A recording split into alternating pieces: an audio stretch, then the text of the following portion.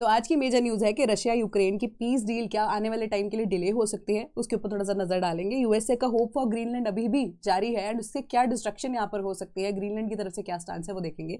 And China ने finally ban कर दिया है dual use goods for Japan, तो इसको भी डिस्कस करेंगे, इसके पीछे का रीजन क्या हो सकता है। Welcome to CP classes. तो करंट अफेयर्स डिस्कस करेंगे आज द हिंदू से and related multiple choice questions discuss करेंगे for the date of 7 January 2026। तो पहली न्यूज़ है कि US take over of Greenland would mark the end of NATO. तो ये जो प्राइम मिनिस्टर है, डैनिश प्राइम मिनिस्टर, डेनमार्क की प्राइम मिनिस्टर जो है मेटे फ्रेडरिक्सन, उन्होंने बोला कि अमेरिका का जो इंटरेस्ट ग्रीनलैंड के अंदर टाइम एंड अगेन जागता जा रहा है, वो ये चीज भूल रहे हैं कि हम भी नेटो के मेंबर हैं। ठीक है, अगर Denmark is a part of NATO also, तो ऑटोमेटिकली अगर डेनमार्क को यहाँ पर कवर या उनकी एक्सटर्नल पॉलिसीज को कवर अगर कर रहे हैं ग्रीनलैंड की, स्पेसिफिकली डेनमार्क ही कर रहा है, तो अब वो भी ऑटोमेटिकली नेटो का पार्ट बन जाता है। तो अगर यूएस से यहाँ पर एनेक्स करने की बात करता है ग्रीनलैंड को इन एनी केस फर्दर, तो वो नेटो अपने आप डिसॉल्व होने वाली बात है। क्यों? क्योंकि यूएस जो है एक इंपॉर्टेंट फैक्टर है, या नेटो जो है जहाँ पे जॉइंट अलायंस की बात की जा रही है, दो नेटो मेंबर्स आपस में लड़ेंगे तो उसके कैटास्ट्रोफिक कॉन्सिक्वेंसेस होने के चांसेस आने वाले टाइम में। ठीक है, तो इनका यही मतलब है कि यूएस की जुरिसडिक्शन से बाहर है ग्रीनलैंड, बल्कि ग्रीनलैंड डेनमार्क की जुरिसडिक्शन में फॉल करता है। तो एक NATO nation attacking the other NATO nation जो है, आपस में यहाँ पर मुद्दा जो है भड़क सकता है आने वाले टाइम में। तो उन्होंने बोला कि जब अब देखो कि वेनेजुएला वाला मुद्दा जो है वो भड़का है ना, वेनेजुएला के बाद अब कोलंबिया के ऊपर यहाँ पर अमेरिका की नजर है। सो अब यहाँ पे ड्रग कार्टल्स के नाम पे, ड्रग ट्रैफिकिंग के नाम पे सर्टनली आप एकदम से ग्रीनलैंड की बात कर देते हो,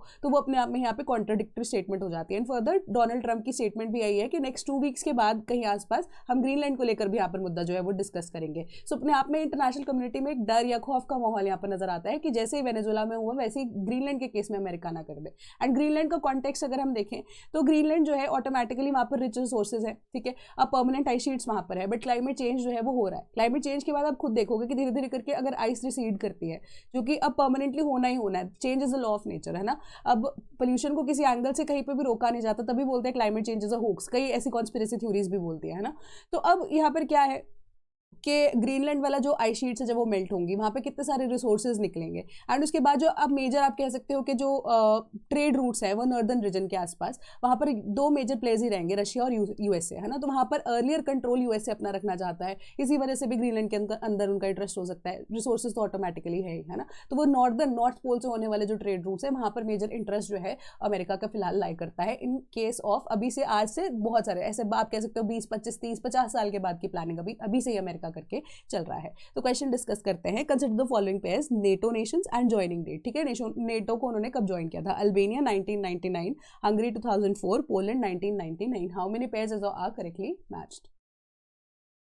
तो इसका correct answer is option number A, एक ही पेयर करेक्टली मैच है, दैट इज पोलैंड। तो पोलैंड अभी न्यूज में भी था, क्योंकि जो हम यूक्रेन के कॉन्टेक्स्ट में जब डिस्कस कर रहे थे, तो यूक्रेन और रशिया की जो पीस यहाँ पर होने वाला है ना, तो वहाँ पर पोलैंड के बिल्कुल साथ आप कह सकते हो बॉर्डर लगता है कई बार, है ना। तो पोलैंड में डिप्लॉय की जाएंगी additional forces for the security of Ukraine. तो नेटो नेशंस हैं along with that of America, ये बात बोली गई थी। तो तभी हमने डिस्कस भी किया था कि पोलैंड ने नेटो को 1999 में यहाँ पर ज्वाइन किया था। तो हंगरी और एल्बेनिया जो है आपस में स्विच कर दिए गए। ठीक है, तो correct answer is option number ए। तो अब एक बार इसको थोड़ा सा देख लेना, क्योंकि अब नेटो नेशंस जो है अब न्यूज में टाइम एंड अगेन थोड़े बहुत तो आते रहते हैं, तो उनका ज्वाइनिंग डेट आपको एक बार पता होना चाहिए। Then solar module manufacturing more than doubled in 2020-25।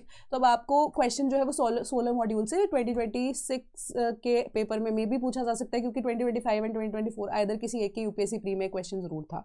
ठीक है, तो सोलर मॉड्यूल मैन्युफैक्चरिंग 2025 के प्री के पेपर में था। तो अब more than twice since last year, ये आपके न्यूज के अंदर बताया गया है, union minister of new and renewable energy, क्योंकि अब सोलर मॉड्यूल जो है रिन्यूएबल एनर्जी मिनिस्ट्री के अंडर यहाँ पर आता है।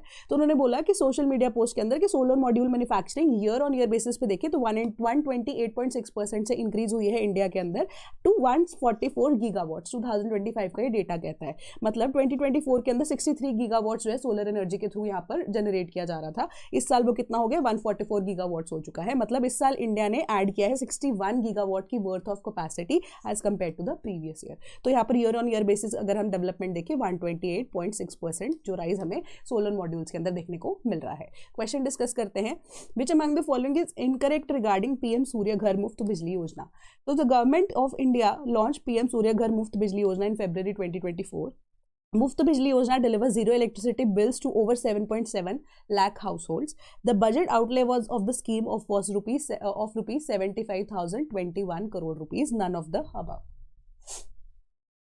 सो this question was basically to give you extra या एडिशनल इन्फॉर्मेशन, क्योंकि पीआईबी में अपडेटेड डेटा जो है अभी लास्ट विंटर सेशन के अंदर बताया गया है, ठीक है। तो correct answer is option number D, none of the above. तो ये आपको पीआईबी का जो आर्टिकल है उसका एक स्क्रीनशॉट मैं ले रही हूँ, और इसके बाद ना एक स्क्रीनशॉट मैं आपके टेलीग्राम ग्रुप पे भी शेयर करूंगी, ठीक है। उसके अंदर जो है state wise, state and UT wise जो है ना आपको डेटा दिया गया है कि कितने ज्यादा लोगों को यहाँ पर बेनिफिट हुआ है विद दिस योजना, ठीक है। तो एक एडिशनल इन्फॉर्मेशन के तौर पे आप थोड़ा सा top 1-2 states and least 1-2 states, at least least तो नहीं, टॉप 1-2 स्टेट्स के बारे में देख सकते हो, पढ़ सकते हो। एटलीस्ट आपको आइडिया होना चाहिए कि अगर मेंस में भी आपको यहाँ पर रिन्यूएबल एनर्जी के ऊपर क्वेश्चन आ जाता है, you can state this data, ठीक है। तो अब इसके अकॉर्डिंगली आप अभी लेटेस्ट डेटा के अकॉर्डिंग देख लीजिए, 16 दिसंबर 2025 का ही ये डेटा है।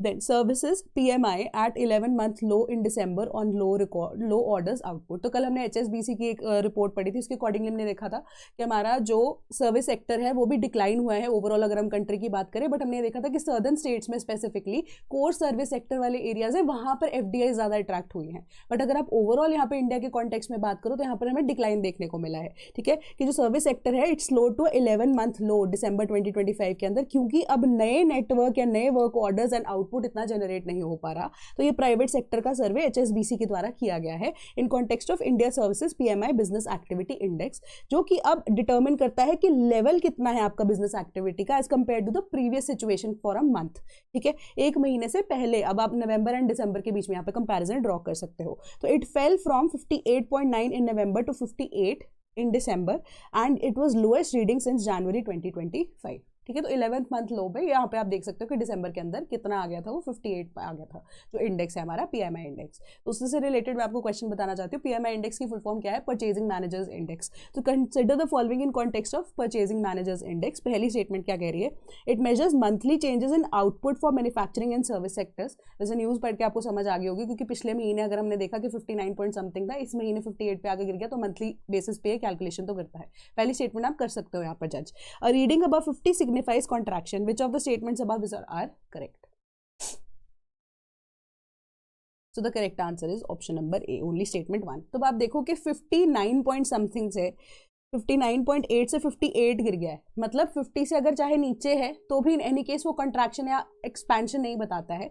बेसिकली द आइडिया इज कि 50 की वैल्यू है, एक अबव 50 की वैल्यू है, ठीक है। अब आप देख लीजिए एक बिलो 50 की वैल्यू है, ठीक है। अब 50 मीन्स कि कोई भी नो चेंज। जनरली अगर अबव 50 है दैट मीन्स कि अभी भी ग्रोथ हो रही है। अब अगर 50 से कम है दैट मीन्स कॉन्ट्रैक्शन। तो अब आप देखो कि ऑलरेडी जो लेवल 59 पे था अगर वो 58 पे आ गया, अबव 50 है मतलब एक्सपैंड जरूर कर रही है इंडस्ट्री, बट पिछले महीने के अकॉर्डिंगली कम थी, बस ये डिफरेंस है यहाँ पर, ठीक है। तो सिंपल सा क्वेश्चन था, बेसिक सा ये क्वेश्चन था। तो correct answer is option number A. Then ISRO calls for proposals from Indian scientist to analyse data from Aditya L1। तो अब 23 TB ऑफ डेटा जब से आदित्य L1 स्टेशन हुआ है अपने L1 पॉइंट पे, लैग्रेंज पॉइंट 1 से, जहाँ पे इसको अनइंटरप्टेड व्यू यहाँ पर मिलता है of the sun in respective of the fact कि कोई एक्लिप्स है या कुछ भी है ना। तो उसके बाद 23 TB ऑफ डेटा जो है पब्लिक डोमेन में इसरो ने टाइम एंड अगेन रिलीज किया है, via journals also, via videos also and via various other methods. तो यहाँ पर जितने भी यंग साइंटिस्ट हैं, जो ऑलरेडी साइंटिस्ट हैं, जो कि जिनका इंटरेस्ट है स्पेस के अंदर, तो ISRO is inviting those people कि वो अपनी उनकी जो वेबसाइट है उन पर जाकर रजिस्टर कर सकते हैं, इवन इफ दे वांट कि वो अपने प्रपोजल्स को सबमिट करना चाहते हैं इसरो के साथ उस डेटा को पढ़ के, क्योंकि पब्लिक डोमेन में है वो डेटा। तो जो भी उनके आइडियाज, जो भी उनके ओपिनियंस है सब डेटा के, उसके रिगार्डिंग जो भी अब आदित्य L1 से रिलेटेड इन्फॉर्मेशन उनको यूजफुल लगती है, उसके बेसिस पे वो अपने जर्नल्स, अपनी केस स्टडीज से सारी चीजें भी पब्लिश यहाँ पर कर सकते हैं, ठीक है। बाकी आदित्य L1 के बारे में हम टाइम एंड अगेन बहुत बार डिस्कस कर चुके हैं। L1 पॉइंट पे है एंड अप्रोक्सीमेटली अगर आप देखो 1.5 million kilometre away from the earth है, ठीक है। Unique advantage continuous uninterrupted observation, क्योंकि L1 पॉइंट के ऊपर है। तो ये सारी चीजें जो है अब यही आपको डिस्कस की गई है इस न्यूज के अंदर, बाकी कुछ भी एक्स्ट्रा यहाँ पर नहीं बताया गया था। क्वेश्चन क्या है, consider the following in the context of Aditya L1। पहली स्टेटमेंट है द स्पेसक्राफ्ट, क्योंकि स्पेसक्राफ्ट के थ्रू ही इसको मैनेज किया जाना ना। आदित्य वाला L1 ऐसा तो है नहीं कि एक बिल्कुल छोटी सी चीज आपने छोड़ दी है कि वो घूमती रहेगी, ऐसा कुछ नहीं है। स्पेसक्राफ्ट के अंदर सारी चीजें जो है उसको इक्विप किया गया, ठीक है। उसके बाद वो लैग्रेंज पॉइंट 1 के ऊपर उसको भेजा गया। तो अब क्या है, the spacecraft is placed in a halo orbit. Second, the spacecraft carried 7 payloads to observe the photosphere, chromosphere and outermost layer of the sun. Which of the statements above is or are correct? तो the correct answer is option number C, दोनों statements correct है। तो अब hello orbit क्या होती है? Hello orbit एक ऐसी इमेजिनरी लाइन होती है, क्योंकि ऑर्बिट्स अगर आप देखो तो एक्चुअली में कहीं पे एग्जिस्ट नहीं करती, ठीक है, वो अपने आप एडजस्टमेंट करती है as in comparison to the gravity, और वो कहाँ पे लोकेशन है।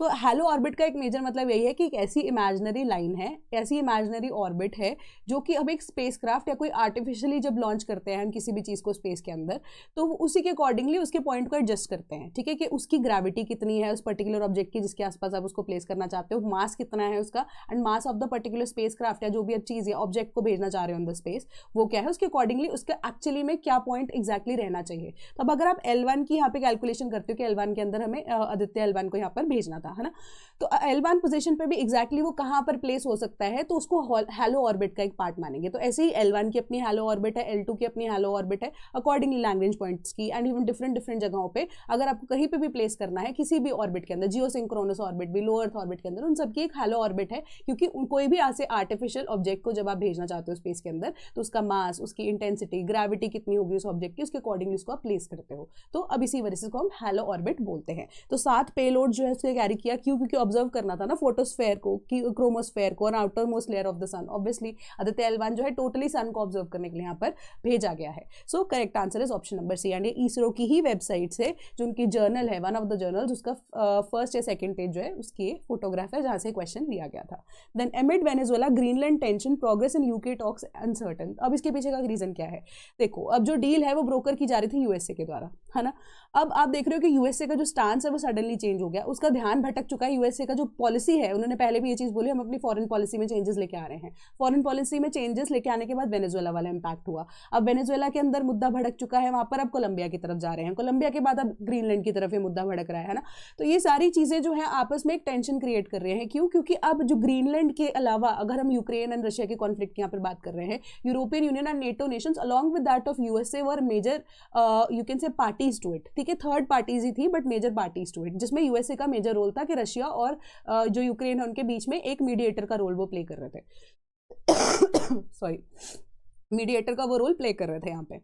अब यूएसए का ही यहाँ पर मन भटक चुका है, उनका ही यहाँ पर जो इंटरेस्ट यहाँ पर देखने को ज़्यादातर नहीं मिल रहा है। प्लस अब यूक्रेन जो है एक फर्म यहाँ पर रिस्पॉन्स चाहता है, एजर्शन चाहता है यूएसए से कि उनको मिलिट्री सपोर्ट जो है टाइम अगेन प्रोवाइड की जाएगी, ताकि आगे अगर एनेक्सेशन का कोई आइडिया बनता है रशिया की तरफ से तो हेल्प जो है पक्का ही पक्का उनको पता है नेटो नेशंस एंड यूएसए की तरफ से आएगी, जो चीज़ अभी यहाँ पर फाइनलाइज नहीं हो पाई है। ऊपर से अब ग्रीनलैंड जो कि अगेन मैंने आपको बोला डेनमार्क के अंडर यहाँ पर फॉल करता है, वो खुद से ही नेटो का मेंबर है, तो यूरोपियन यूनियन एंड इवन के नेटो मेंबर्स जो है वो खुद से यहाँ पर परेशान है यूएसए से कि ये क्या हो रहा है, ये नेटो खुद से यहाँ पर फॉल की तरफ जाता हुआ नजर आ रहा है ज़्यादातर, तो वो कैसे यूक्रेन को यहाँ पर सपोर्ट कर पाएगा। तो ये जो पीस टॉक्स है ना वो थोड़ा सा डिले होते हुए यहाँ पर नजर आ रहे हैं। ये आपकी न्यूज़ बता रही है कि बहुत सारे ऐसे European Union and even NATO Nations जो है वो डिफेंड कर रहे हैं ग्रीनलैंड को, या जो सुप्रीमेसी है ऑफ डेनमार्क ओवर ग्रीनलैंड उसको प्रोटेक्ट किया जा रहा है यहाँ पर कि दिस एक्ट और stance of USA for Greenland in particular is not the correct thing to do, क्योंकि वो अपने आप में ही एक सॉवरन रीजन है जो कि डेनमार्क के अंडर फॉल करती है। तो अब इस वजह से क्या हो सकता है कि आने वाले टाइम तक अगर आप देखो कि लड़ाई जो है रशिया यूक्रेन की वो चलती ही जाएगी and there are very less chances कि अब यहाँ पर कोई पीस पैक्ट जल्दी होगा, ठीक है। तो ये चीज़ देखने को मिल रही है। Then China bans dual use goods exports for Japanese military. सबसे पहली बार ऐसा कुछ हुआ है कि business wise, economy wise Japan के अगेंस्ट चाइना ने कोई एक्शन लिया है, ठीक है। एंड रीजन इसके पीछे का क्या है, जापान जो है वो अब इनडायरेक्टली क्या है, अलाय है यूएसए का, ठीक है। एंड यूएसए ने भी यहाँ पर $10 बिलियन की डील ताइवान के साथ की है, जापान ने भी ताइवान को यहाँ पर हेल्प जो है देने के लिए बात भी की है। फिलीपींस उस रीजन के अंदर पड़ता है ना, तो फिलीपींस भी is also an ally of you can से यूएसए। तो चाइना यहाँ पर थोड़ा बहुत घिरता हुआ नजर आता है साउथ चाइना सी वाले रीजन के अंदर, ईस्ट चाइना सी वाले रीजन के अंदर। सो अब इसी वजह से चाइना ने बोला कि ठीक है आपकी ऑटोनोमस रीजन के ऊपर देखने को हमें मिल रही है, एक्सप्लिसिटली तो कोई एक्सेप्ट नहीं करती ना कंट्री अपनी इस तरीके से, है ना। तो बोले ठीक है आप ऐसे पावर दिखाओगे हम आपको बिजनेस के तरीके से तोड़ेंगे। द मेजर पॉलिसी जो यहाँ पर चल रही है, तो उन्होंने बोला कि किसी भी तरह का ऐसे गुड्स प्रोडक्ट जिसको मिलिट्री या डिफरेंट पर्पसेस के लिए यहाँ पर यूज़ किया जा सकता है, ठीक है, कि अब यहाँ पर क्या है गुड्स, सॉफ्टवेयर, टेक्नोलॉजीज जो कि सिविलियन यूज़ के लिए और मिलिट्री यूज़ दोनों के लिए यहाँ पर यूज़ की जा सकती है, जिसके अंदर रेयर अर्थ एलिमेंट्स भी इंक्लूडेड हैं and they're essential for making drones and chips also, हम आपको वो देंगे ही नहीं, हम वो सप्लाई ही बंद कर रहे हैं। And this is in context directly उन्होंने बोला क्योंकि आपने अपना जो सपोर्ट है वो ताइवान को यहाँ पर दिखाया है, तो इस वजह से हम नहीं चाहते, क्योंकि it is a sovereign that China claims कि it is a part of Taiwan is a part of China only originally, है ना, कि आप उनके या हमारे इंटरनल मुद्दे को तूल दे रहे हो, हवा दे रहे हो, तो हम इस चीज़ को बर्दाश्त नहीं करेंगे। एंड फर्दर मोर कोई भी ऐसी कंट्री ऐसा इम्पैक्ट, ऐसा कोई स्टेटमेंट या ऐसी कोई हेल्प या एड अगर ताइवान को देने की कोशिश करती है तो चाइना उसको भी बर्दाश्त नहीं करेगा। एंड इकोनॉमिक सैंक्शंस या इकोनॉमिक कर्व्स लगाने पड़े या बिजनेस वाइज भी कोई कर्व्स लगाने पड़े आने वाले टाइम में, तो चाइना वो चीज़ को भी इनकलकेट यहाँ पर करेगा कि कोई भी स्टेप अगर आप उठा रहे हो हमारे अगेंस्ट, हम डबल स्टेप्स ऐसे उठाएंगे। तो अब बिजनेस वाइज ऑल्सो जापान जो है, अगर आप देखो थोड़ा बहुत यहाँ पर लॉसेज उनको देखने को मिल सकते हैं। और अल्टरनेटिव्स ढूंढने की बात करो तो ऑलरेडी सुप्रीमेसी चाइना की यहाँ पर when it comes to rare earth elements देखने को मिलती है, जिस वजह से यूएसए भी कहीं ना कहीं चाइना को डायरेक्टली काउंटर यहाँ नहीं कर पा रहा है। Then election commission tell supreme court it has the duty to weed out foreigners. तो यहाँ पर अब क्या है मुद्दा, SIR को लेकर बढ़ता ही जा रहा है। एंड फाइनली यहाँ पर जो फाइनली हियरिंग थी तो उसके अकॉर्डिंगली इलेक्शन कमीशन को यहाँ पर बोला गया था कि आप यहाँ पर आकर प्रेजेंट कीजिए जो आपका मेजर है। क्लोजिंग आर्ग्यूमेंट्स हो रहे थे, इसके बाद वर्डिक्ट ही होगा। वर्डिक्ट से पहले अब क्या है, क्लोजिंग आर्ग्यूमेंट्स के अंदर ये बोला गया इलेक्शन कमीशन ऑफ इंडिया के द्वारा कि पहली चीज़ कि इंटेंसिव रिविजन जो है अब वो पार्ट है एंड पार्सल है ऑफ द ड्यूटी जो कि कॉन्स्टिट्यूशन ने इलेक्शन कमीशन को दी है, प्लस एक ऑटोनॉमस बॉडी है इलेक्शन कमीशन, तो हम SIR को कंडक्ट करा सकते हैं एज पर आर विल। ठीक है, क्योंकि हर एक व्यक्ति जो कि 18 साल का हो चुका है, उससे अबव है, एलिजिबल फॉर इलेक्शन है, उसका नाम इलेक्टोरल रोल में होना चाहिए। दूसरी चीज़ ये कि सिटीजनशिप को यहाँ पर फाइनली देखना, परखना, जहाँ पे ऐसे रीजन में, बॉर्डर रीजन्स के अंदर जहाँ पर इन्फिल्ट्रेशन रेट बहुत ज़्यादा हाई है, बहुत ज़्यादा ज़रूरी हो जाता है। इसी वजह से सिटीजनशिप बेस्ड जो SIR है इसको इंक्लूड किया गया, क्योंकि किसी भी एक भी व्यक्ति अगर फॉरेनर वोट डाल देता है तो वो एक्सक्लूसिव राइट टू वोट जो कि सिर्फ और सिर्फ एक इंडियन सिटीजन का अधिकार है वो यहाँ पर नहीं दिया जा पाएगा। वो हम जो ड्यूटी है इतने सीरियसनेस से निभा रहे हैं। तो उन्होंने यहाँ पर बोला कि NRC और इवन SIR दोनों के बीच में बहुत ज़्यादा डिफरेंस है। तो उन्होंने कोट करते हुए यही चीज़ को बोला है कि NRC जो है एक रजिस्टर है जहाँ पे अगर आप देखोगे कि कोई भी ऐसा व्यक्ति है, इंडियन सिटीजन है, उसका नाम यहाँ पर लिखा जाएगा। वेराज अगर हम यहाँ पर बात करते हैं वोटिंग की, तो वोटिंग के कॉन्टेक्स्ट में एडल्ट सफरेज के थ्रू 18 ईयर्स एंड अबव जो भी व्यक्ति होगा उसका नाम यहाँ पर नेशनल रजिस्टर जो वोटिंग लिस्ट के अंदर इंक्लूड किया जाएगा। बट वोटिंग के केस में कोई भी ऐसा व्यक्ति जो अनसाउंड माइंड का है वो that is not eligible to vote. But वो NRC के केस में तो नहीं होगा ना, NRC के केस में कोई अनसाउंड माइंड का व्यक्ति भी है, उसका नाम भी लिखा जाएगा। तो किस बेसिस पे आप ये चैलेंज कर रहे हो हमें कि हमने NRC को भी कंडक्ट करा लिया, कि हमने NRC को कंडक्ट नहीं कराया। हमने सिर्फ सिटीजनशिप इसी वजह से की थी कि कोई भी अब right to vote exclusive to Indian citizen ही रहे। एंड आर्टिकल 324 की भी उन्होंने यहाँ पर बात की, इलेक्शन कमीशन की ऑटोनॉमी की भी उन्होंने बात की। उन्होंने बोला कि आर्टिकल 324, 326, 327, 324 एंड 326 के अंदर एडल्ट सफरेज की यहाँ पर बात की जाती है। इवन 326 के अंदर भी अगर आप देख रहे हो कि ऑटोनॉमस यहाँ पर चीज़ें बताई जा रही है when it comes to elections, है ना। तो वो सारी की सारी पावर जो है पार्लियामेंट के थ्रू भी यहाँ पर चेंज हो सकती है। प्लस कॉन्स्टिट्यूशन ने ओरिजिनली ये किसको दी है, वेस्ट किया, ये सारी की सारी powers with the election commission only, है ना। तो हम उसी के बेसिस पे चलेंगे। अब उन्होंने बोला जो भी यहाँ पर आप देख रहे हो कि प्रॉब्लम्स आ रही है, तो उन्होंने अपना जो ओनस है ना थोड़ा सा सेंट्रल गवर्नमेंट की तरफ शिफ्ट कर दिया, पार्लियामेंट की तरफ शिफ्ट कर दिया। तो उन्होंने बोला कि जो भी यहाँ पर प्रॉब्लम्स एग्जिस्ट कर रही है तो उसके अकॉर्डिंगली आर्टिकल 327 भी एग्जिस्ट करता है। पार्लियामेंट के पास भी पावर है कि कोई भी ऐसी डिस्क्रिपेंसी अगर देखने को मिलती है उसके अकॉर्डिंगली वो रूल यहाँ पर बना सकती है, ठीक है, जो कि in the ambit of the constitution and in the ambit of 324 and 326 article ही होगा। यानी कि आर्टिकल 324, 326 अधीन है टू सब्जेक्ट टू चेंजेस किए जा सकते हैं by the parliament, but in under article 327। But अब जो आर्टिकल 327 है that should also be taken into account, या उसके बेसिस पे जो रूल्स बनाए जाते हैं वो भी अधीन है अंडर आर्टिकल 324 एंड 326, कि उसको यहाँ पे चैलेंज नहीं किया जा सकता। उसको चेंज करने के लिए कॉन्स्टिट्यूशनल अमेंडमेंट लगेगा, ठीक है, कि जो एक छोटा प्रोसेस यहाँ पर नहीं है। तो इसी वजह से उन्होंने बोला कि कोई भी इस तरह का फाउल प्ले जिसके ऊपर अब इलेक्शन कमीशन के ऊपर बार बार आरोप लगाए जा रहे हैं, दैट इज नॉट करेक्ट, कि हमने अपनी ड्यूटीज को बिल्कुल सही तरीके से मर्यादा में रहते हुए निभाया है। ये सिंपल सी आपकी न्यूज़ थी। अब बाकी उन्होंने बोला कि सिटीजनशिप को लेकर जितने भी मुद्दे हैं, जो सिटीजनशिप की यहाँ पर बात की जाती है under section 9 sub clause 2 of the citizenship act, उसके अकॉर्डिंगली सेंट्रल गवर्नमेंट की ड्यूटी बनती है। क्योंकि केस जो है वो ये निकल के आया था कि आपका जो सेक्शन 9 सब क्लॉज 2 बोलता है ना स्पेसिफिकली सिटीजनशिप, वो ये चीज़ आपका कॉन्स्टिट्यूशन भी आपको बताता है कि कभी आप किसी और कंट्री, क्योंकि डुअल सिटीजनशिप नहीं है, सिंगल सिटीजनशिप प्रैक्टिस करता है इंडिया, है ना।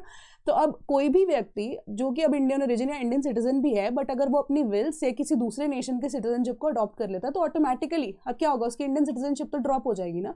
तो सेम ही चीज़ उसके आगे प्रोजनी के अंदर कॉन्टेक्स्ट में भी चलेगी। तो उन्होंने बोला ये सारे के सारे मुद्दे सिटीजनशिप को लेकर वो सेंट्रल गवर्नमेंट के या पार्लियामेंट के हैं टू एड्रेस, ठीक है, कि हमारा उससे कुछ लेना देना नहीं है, कि हमने सिर्फ SIR को यहाँ पर कंडक्ट कराया है, कि why to take the blame for the things that we have not done, ठीक है। ये सिंपल से आपकी न्यूज़ थी। Then supreme court to take up plea for SOP on freezing bank accounts. तो एक केस आया सुप्रीम कोर्ट के पास, वहाँ पे एक व्यक्ति है ठीक है, उनके बैंक अकाउंट को यहाँ पर फ्रीज कर दिया गया without any prior information.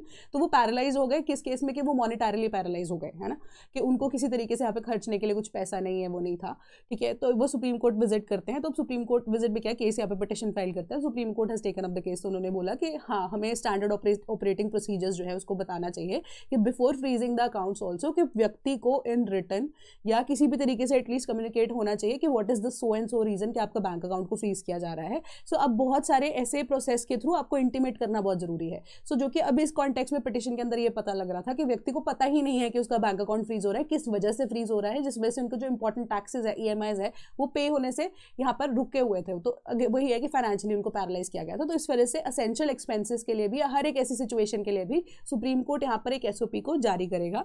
One of that SOP is कि प्रायर इन्फॉर्मेशन या intimation to the particular person जो कि अकाउंट होल्डर है उसको होना जरूरी है कि किस बेसिस पे उनका अकाउंट जो है वो फ्रीज किया जा रहा है। वो पूरी की पूरी एसओपीज जब भी ड्राफ्ट होंगी, अगर न्यूज में आती है, मैं आपको डिस्कस यहाँ पर कर दूंगी। Then Modi not that happy with me due to tariffs. तो ट्रंप की तरफ से कल जो स्टेटमेंट आई थी उसके अकॉर्डिंगली 500% टैरिफ्स की बात की जा रही थी। अभी के केस में यहाँ पर क्या हो रहा है, क्योंकि इंडियन एम्बेसी जो है वहाँ उन्होंने विजिट भी पे किया था, है ना, यूएस एम्बेसी को स्पेसिफिकली, या यूएस आप कह सकते हो कि व्हाइट हाउस को, कि हमने अपना जो आपने बोली थी बात कि 50% टैरिफ है, 50% टैरिफ है, 25% हमारे ऊपर आपने क्या किया है, सैंक्शंस ही लगाई हैं, है ना। 25% तो वी एग्री कि already a part of the trade agreement था कि हमेशा से लगे हैं वो टैरिफ। 25% एडिशनल टैरिफ जो आपने लगाया, हटाने की बात आप करो अब। क्यों? क्योंकि हम तो फ्री ट्रेड एग्रीमेंट ढूंढ रहे हैं आपके साथ, वो आप नहीं कर पा रहे हो यहाँ पे। ऊपर से आपने रिटेलिएटरी टैरिफ हमारे ऊपर यहाँ पर लगा दिए। तो आप ही के कहने पे अब हमने रशिया जो है उनके साथ अपना जो ऑयल इंपोर्ट है वो ऑटोमेटिकली कम कर दिया है। तो अब आप इनको हटाना चाहते हो। तो कल 500% की बात यहाँ पर कर दी गई थी। आज ट्रंप की तरफ से स्टेटमेंट आ रही है कि he is a good man, he is a good friend of mine and everything. But उनको ये चीज़ पता लग गई थी कि मोदी जी को कि बुरा लग रहा है। ट्रंप कह रहे हैं कि उनको बुरा लगता है कि इंडिया के ऊपर यहाँ पर रिटेलिएटरी या एटलीस्ट रिटेलिएटरी भी क्या टैरिफ्स लगाए गए हैं, इसको हटाने के पे बात करने के लिए यहाँ पर ट्रंप की तरफ से कोई स्टेटमेंट नहीं आई है। बट ही सेड कि he is aware of the fact कि जो इंडिया के ऊपर यहाँ पर टैरिफ लगाए गए हैं, prime minister Modi is not happy with that. Then chief of army staff highlights modern warfare in UAE talk. तो 2 दिन का इनका यूएई का दौरा था। तो फाइनली यूएई के जो काउंटर पार्ट उनके थे उन्होंने इनको रिसीव किया एंड आपस में इनकी डील हुई है। डील भी क्या, आने वाले टाइम में पॉसिबली डील हो सकती है कि जॉइंट मिलिट्री ऑपरेशंस अलायंस की कैसे रिक्वायरमेंट रहती है दोनों आर्मीज को आपस में, या इवन सर्विसेज को आपस में एट द टाइम्स। तभी इसी वजह से जो मिलिट्री एक्सरसाइज है वो भी कंडक्ट की जाती है ना। तो कमेंट बॉक्स में मुझे बताना यूएई और इंडिया की जो जॉइंट मिलिट्री एक्सरसाइज है वो क्या है, ठीक है, उसका नाम क्या है, हमने डिस्कस भी की हुई है वैसे। तो ग्लोबल सिक्योरिटी लैंडस्केप को फेस करने में या शेप करने में ऑल टुगेदर क्या इनका हेल्प रहता है एंड ऑल थिंग। ये कुछ ऐसी इन्फॉर्मेशन ऐसे इंपॉर्टेंट नहीं है, बट आपको ये बताना चाहिए। चीफ ऑफ आर्मी स्टाफ जो है वो यूएई गए हुए थे 2 दिन के दौरे पे। अब उसके बाद जब इनका जो ये खत्म होगा पूरा प्लान जो शेड्यूल था, उसके बाद ये श्रीलंका विजिट करेंगे। श्रीलंका में भी ये 1 से 2 दिन वहाँ पर स्टे करके जो भी अब ब्यौरा करेंगे सिचुएशन का, एंड अकॉर्डिंगली ही will come back to India. Then education minister releases 55 volumes of literary works. Literary works किनके? थिरुवल्लुवर जी के, ठीक है। थिरुवल्लुवर जी, अगर आप देखो एंशिएंट हिस्ट्री के अंदर आप पढ़ते हो जनरली, तो अब इनके जितने भी नोटेबल वर्क्स हैं इनको 55 volumes of literary works in different languages including sign language में भी पब्लिश किया गया है। And the reason behind that is Tamil, क्योंकि सिंस ये तमिल पोइट थे, ठीक है। तो अब इसी वजह से क्या है कि इनके जितने भी नोटेबल वर्क्स है, क्योंकि अब रीजनल लैंग्वेज है ना, तमिल हर एक को समझ में नहीं आती, एक तरह से डिफिकल्ट लैंग्वेज भी है तमिल समझना, है ना। तो डिफरेंट लैंग्वेजेस, इंग्लिश और हिंदी में तो है ही ट्रांसलेशन, ओडिया हो गई, इवन आप कह सकते हो कि डिफरेंट रीजनल लैंग्वेजेस के अंदर इसकी ट्रांसलेशन से क्या होगा कि जो भी इनके इंपॉर्टेंट वर्क्स हैं, ठीक है, जैसे कि अब यहाँ पर आपको दिया गया है छरापदा मदाल पंजी, ठीक है, नई इंट्रोडक्शन है। बहुत सारे यहाँ पे 6 मलयालम ट्रांसलेशन जो हैं, संगम पीरियड वर्क सचा संगम पीरियड के भी इसमें इंक्लूडेड हैं। Purananuru, then Pathirruppattu, then Pattu, later period works जहाँ पे आ जाते हैं आपके ननमिकत गई, देन ननरपत्तु एंड मुथोलयरम, ठीक है। ये सारी की सारी जो है इंपॉर्टेंट वर्क्स हैं इनकी 55 वॉल्यूम्स के अंदर इनकी जो ट्रांसलेशन है, जिसके अंदर मेजरली देखो थिरुवल्लुवर की जो पोइट्री है उसको भी ट्रांसलेट किया गया है, साइन लैंग्वेज के अंदर भी किया गया है। न्यू एजुकेशन पॉलिसी के तहत जो है इसको किया गया है, न्यू एजुकेशन पॉलिसी ऑफ 2020, जो कि अब मदर लैंग्वेज या मदर टंग को या रीजनल लैंग्वेजेस को भी यहाँ पर प्रमोट करती है। तो यही ट्रांसलेशन के थ्रू अब डिफरेंट सिलेबस में भी इनको मे बी इंकलकेट किया जा सकता है। तो इंपॉर्टेंट फैक्टर जो है यही है कि एजुकेशनली भी इवन की यहाँ पर बोला जा रहा है कि जो लॉर्ड मकॉले थे उनका जो इंडिया को लेकर स्टांस था वो यही था कि हम तो बहुत ज़्यादा गरीब और पिछड़े हुए देश है ना। तो इसी वजह से जो कॉलोनियल एरा की जो बात इंडिया को लेकर यहाँ पर फैलाई जाती थी, and one of the main pioneers of that was Lord Macaulay, है ना। तो वो जो मकौले हैं उनकी जो स्टांस कॉलोनियल एरा का इंडिया की पॉपुलेशन में वर्ल्ड वाइड लेवल पे जो चीज़ फैलाई गई है उसको हटाने के लिए कि इंडिया जो है ऑलरेडी कितना ज़्यादा एंशिएंट एंड मिडीवल टाइम्स में प्रॉस्परस नेशन हुआ करता था before the incoming of the Britishers, ठीक है, उस चीज़ को वापस से रिवाइव करने के लिए यहाँ पर सरकार कोशिश कर रही है। Then sufferers of poor AQI contribute to the problem too, supreme court और एयर पोल्यूशन। तो बेसिकली अब क्या है, दिक्कत यही है, एयर पोल्यूशन AQI क्यों बढ़ रहा है, कोई रीजन एक्चुअली में सुप्रीम कोर्ट भी डिटरमिन नहीं कर पाया है, ठीक है। सो अब यहाँ पर बोला कि जो जो मेजर यहाँ पर कॉज हो रहे हैं एयर पोल्यूशन के, उसके पीछे जो लोग हैं जो अब रिस्पॉन्सिबल है, लोग ही रिस्पॉन्सिबल है जो खुद से अपना भुगतान उस चीज़ का भी कर रहे हैं। एक ऑब्जर्वेशन सुप्रीम कोर्ट ने ये की है ना, कि मतलब अगर हमारी वजह से एयर पोल्यूशन हो रहा है तो हम उसके भुगत भोगी भी हैं, है ना। तो दूसरी चीज़ यहाँ पर सुप्रीम कोर्ट ने बोली कि जो डेटा यहाँ पर टाइम एंड अगेन पब्लिश किया जाता है डिफरेंट सर्विस या डिफरेंट गवर्नमेंट रिपोर्ट्स, उसके अकॉर्डिंगली जो डेटा है वो अलग अलग होता जा रहा है, क्योंकि जो amicus curiae is a friend of the court, है ना, कोई ऐसे थर्ड व्यक्ति जो कि जिनका अब ओपिनियन इंपॉर्टेंट होता है for in making the decision, ठीक है। तो एमिकस क्यूरे जो थी उनकी तरफ से जो स्टेटमेंट आई, अब बेसिकली जो जज है, ठीक है, उनकी तरफ से उनको लगता था जो एक रिपोर्ट पर स्टेट कर रही है कि 40% ऑफ द एयर पोल्यूशन जो है वो यहाँ पर हो रहा है व्हीकुलर एमिशंस की वजह से। अब जो एमिकस क्यूरे है उन्होंने उस रिपोर्ट को माना जिसमें 20% बताया जा रहा था। तो डायरेक्टली यहाँ पर अब CPCB के ऊपर क्वेश्चन पूछा जाता है कि एक रिपोर्ट कुछ बोलती है, दूसरी रिपोर्ट कुछ बोलती है, कि आप एक्चुअली में यहाँ पर कौन सी वैल्यूज, कौन से डेटा को यूज करके यहाँ पर AQI को लेकर रिस्पॉन्सिबल फैक्टर्स निकाल रहे हो, कि इवन हमें भी समझ नहीं आ रहा कि इतना गोलमोल करने की चीजें क्यों हो रही हैं। तो विच CPCB रिप्लाइड कि 2 महीने का टाइम उनको चाहिए to for stricter implementation policies. 2 महीने का टाइम सुप्रीम कोर्ट ने बोला बहुत ज्यादा है, इससे कम में आपको काम करना पड़ेगा।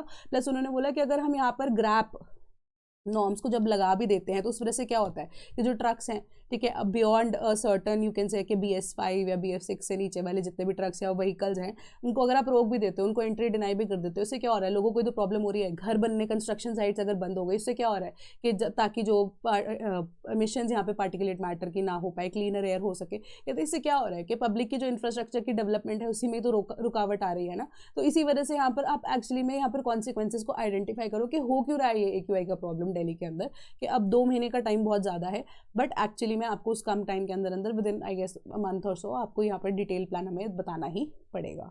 Then ministry for doubling the auto PLI allocation to 5800 crore rupees. And आपके जो न्यूज़ है ये PLI स्कीम के साथ है, that is production link incentive, जिसके अंदर हमने पहले भी डिस्कस किया था 2021 के अंदर ये जो स्कीम है वो सरकार ने लॉन्च की थी।